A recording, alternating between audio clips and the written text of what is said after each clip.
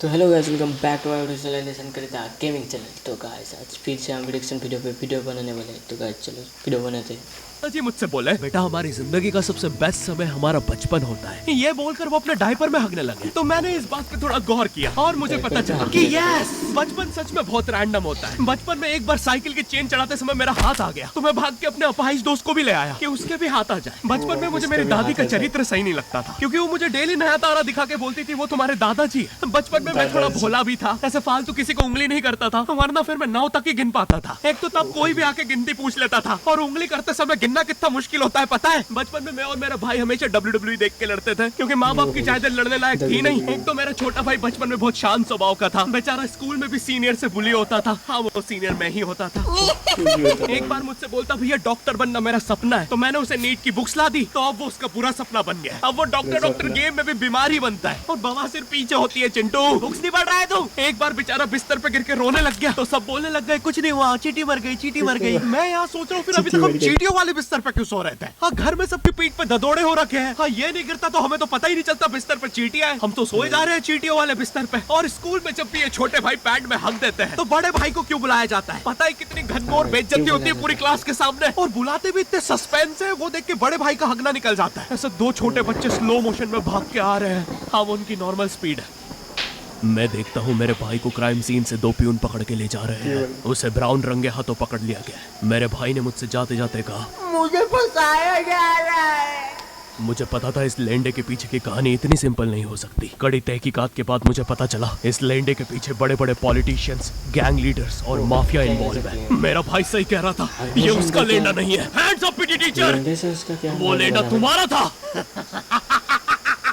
तो तुम्हें पता चल ही गया, तुम मुझे कभी नहीं पकड़ सकते। रुको, भाग गया। जाने दो उसे बेटा, हमने पीटी टीचर के बड़े भाई को बुला लिया है वो लेंडा उठाने। बड़े भाई को बुला लिया है। लेंडा आपके नजदीकी सिनेमा घरों में पड़ा होगा, तो देख के पैर रखना। ये चैनल में जितने भी अजीब और गरीब चीजें तुम देखते हो, ये मैं और मेरे भाई की लाइफ में हमेशा होती रहती है, और इसलिए हमने ये चैनल नॉट योर टाइप बनाया था। मेरे भाई ने कहा तू बोल, और मैं एनिमेशन करता हूँ, और लो बन गया नॉट योर टाइप। आपके अरे अभी भी लेंडा लगा हुआ है। बचपन में बोले जाते थे कि तुम जितने दांत तकिए के नीचे रखोगे तुम्हें उतने ही रुपये मिलेंगे। तो मैंने दादी की 32 रख दी, तो मुझे 32 रुपए मिले। वो 32 7,000 की थी। जो पिटा उड़ा मैं घर पे, साली स्कैमर दांतों वाली परी चांदी का दांत ले जाके 1 रुपया देती है। दांतों से याद है, बचपन में सब सूखा बॉर्नविटा खाते हैं क्योंकि दांत दूध के होते हैं। ठीक है, ये वाला जोक हटा दूंगा। बचपन में मुझे चुड़ैलों से बहुत डर लगता था। एक बार मुझे चुड़ैल के पैर के निशान दिखे, तो मैं उल्टा भागा, पर फिर मैं चुड़ैल के ही घर में आ गया। हाँ, मैं पट्टी में भूल गया था उसके पैर उल्टे होते हैं। तो फिर मैंने सोचा इसका पीछे से सर फोड़ देता हूँ। सर फोड़ने गया तो वो उसका मुंह निकला। फिर से भूल गया कि साली चुड़ैलों के बाल भी मुंह पे होते हैं। आदमी को पता चले तो चले कैसे। जब मैं छोटा था, नींद में बिस्तर भी बहुत गीला करता था। मेरी मम्मी हमेशा गुस्सा करती थी कि सोने से पहले सुसु किया कर। अब उन्हें कैसे बताऊं, फिर गीले बिस्तर में मुझे नींद नहीं आती। बचपन में मुझे गुस्सा भी बहुत आता था, तो मेरी मम्मी ने मुझे एक रेड स्टोन की अंगूठी पहना दी, और सरप्राइजिंगली उससे मेरा गुस्सा इतनी जल्दी उतरने लग गया, क्योंकि अब मैं जब अंगूठी पहन के लोगों को पीटता था तो गुस्सा इतनी जल्दी शांत होता था। वैसे ये अंगूठी मुझे एक बाबा जी के आश्रम से मिली थी। जब मैं वो आश्रम में गया था, वहाँ एक बहुत ही हॉट सी बंदी मुझे देख के बार बार स्माइल करे जा रही थी। तो मैंने भी मौके पे चौका मारा और जल्दी से अपना नंबर पेपर पे लिख के उसकी तरफ फेंक दिया। वो बंदी ने भी बड़े प्यार से मेरा नंबर उठाया और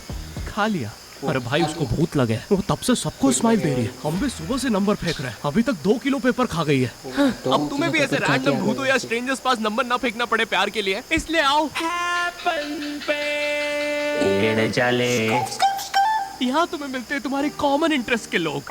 मुझे बॉर्नविटा बहुत पसंद है। मुझे भी रोहित। आओ मन बुद्धि हैंडशेक करते हैं। हैपन पे मिलती है आपको उन लोगों की प्रोफाइल्स जिनके साथ आप पाथ क्रॉस करते हैं। यहाँ तुम अपने एरिया के लोगों की प्रोफाइल्स भी देख सकते हो। यही नहीं, जो लोग तुम्हारे फेवरेट स्पॉट पे जा चुके हैं, यहाँ तुम्हें उनकी प्रोफाइल्स भी मिलती है। तो अभी जाकर अपना नेक्स्ट क्रश स्पॉट करो अपने ही मन पसंदीदा स्पॉट पे। तो अभी जाके डाउनलोड करो, लिंक डिस्क्रिप्शन में। Thank you happen. बचपन में मेरी मम्मी हमेशा बोलती रहती थी कि बाहर जाके खेलो। अब बाहर मेरे मोहल्ले के बच्चे, भाई वो ऐसे अजीब अजीब से गेम्स खेलते थे। कहीं ड्रैगन फ्लाई में रस्सी बांध के उसको पेट बना लिया है, कहीं नंगे भाग रहे टायर के पीछे लकड़ी मारते मारते। मेरी मम्मी को उन पर दया आ रही है कि बेचारे गरीब बच्चे किसी भी चीज से खेल लेते हैं। फिर हमारी कार पलट जाती है। हाँ, वो टायर हमारी कार का था। और मुझे एक बात बताओ, चक्के से खेलने पे वो गरीब कैसे कंसिडर हो रहे हैं? क्या पता उनने कार खरीद के चक्का निकाला हो, क्या पता लैम्बोर्गिनी के चक्के से खेल रहे हो। नहीं, तुम्हें कैसे पता चल रहा है वो गरीब है या अमीर? और एक चक्के से इतनी सारी एक्टिविटी करेंगे ये लोग। लो कभी चक्के में रस्सी बांध के झूला बना दिया, कभी झूले से फिका के खुद को लूला बना दिया, कभी लूले पे झूला बांधकर हुला हू बना दिया। ये इतने हरामी बच्चे थे, इनके साथ कोई भी घर घर नहीं खेलता था क्योंकि घर ये जुए में लगा के हार जाते हैं। ये वो बच्चे जिन्हें तुम रिमोट कंट्रोल कार भी दोगे तो उसकी मोटर निकाल के पंखा बनाएंगे। एक बार इन्होंने रिमोट कंट्रोल रिमोट बनाया था। तुम अगर इस रिमोट पे बटन दबाओगे तो इस रिमोट पे बटन दबेगी बस। ये लोग मकर संक्रांति के दिन पतंग भी लूटते थे दुकानों से। पतंग से याद है मैं बचपन में अपने दोस्त जनक के साथ बहुत पतंग उड़ाता था। जनक गुजराती था और गुजराती लोग तो बहुत बड़े पतंगबाज होते हैं। वो लोग गला काटने के बाद भी काहे पोचे चिल्लाते हैं। जनक मेरे घर पे इतना बड़ा गिर्रा लेके आता था पतंग उड़ाने। उसमें पता नहीं कितने 1000 किलोमीटर का मांझा लपटा होता था। हम दोनों का सपना था उस गिर्रे की पूरी ढील देना। एक बार तो गिर्रा खाली होने ही वाला था पर वो पतंग आ तो घूम के हमारे पीछे से आ गई। हमने हमारी पतंग काट दी। तो इस बार हमने सोचा पतंग पूरी परपेंडिकुलर उड़ाएंगे, स्ट्रेट। हमने 2 घंटे ढील दी। वो मांझे में वेव सिग्नल आने लग गए प्राचीन भाषा में। हमें लगा हमने एलियंस ढूंढ लिया, बट फिर धीरे से वो सिग्नल क्लियर हुआ। हमें पता चला हमने कोई नासा का 100 मिलियन का टेलीस्कोप काट दिया।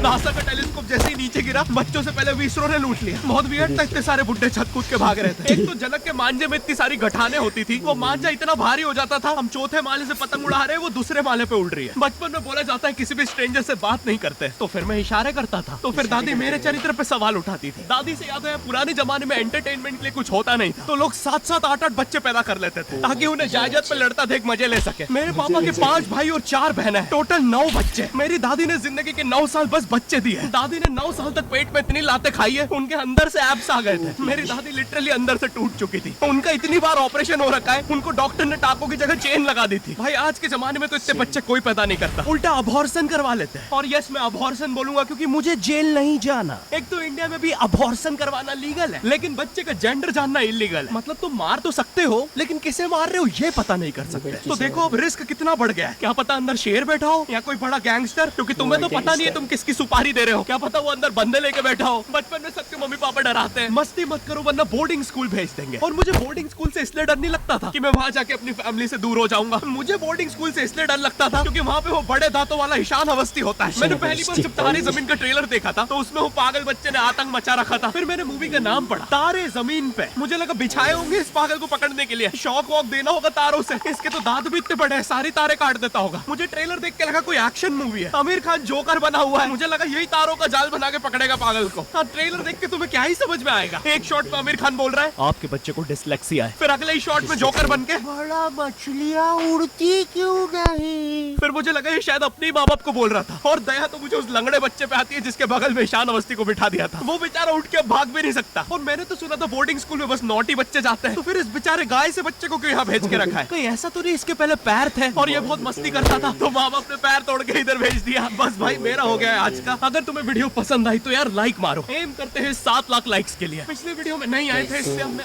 वीडियो अच्छा लगा तो लाइक सब्सक्राइब जरूर करना। तो मेरे चैनल को सब्सक्राइब जरूर करना, मेरे को सपोर्ट जरूर करना। तो गाइस आज के लिए बाय बाय।